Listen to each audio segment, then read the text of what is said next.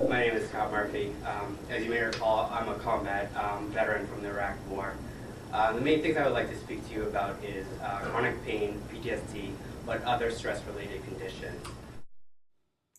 He was diagnosed with PTSD, and this condition made him addicted to some drugs such as oxycodone and morphine, before he eventually turned to marijuana.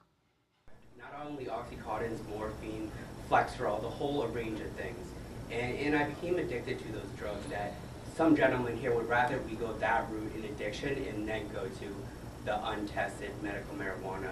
I'm wholly against going as medical marijuana as a last resort. I think it's unjust to make people suffer just so you can say that you won the fight against cannabis. The other thing I would like to speak about, as we know with these events in Boston,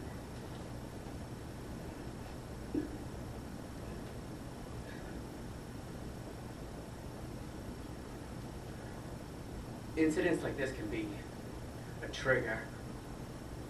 Take your time.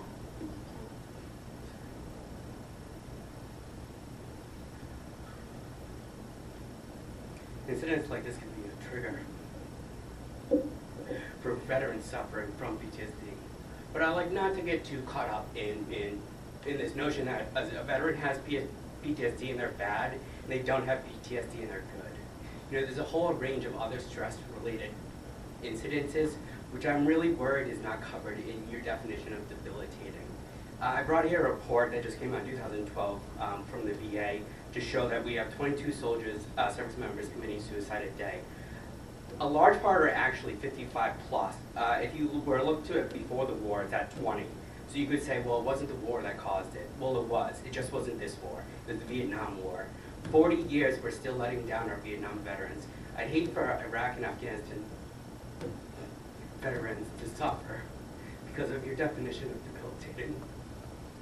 If you could really consider changing the word debilitating to not just consider PTSD, but other chronic conditions that are really causing a lot of suffering.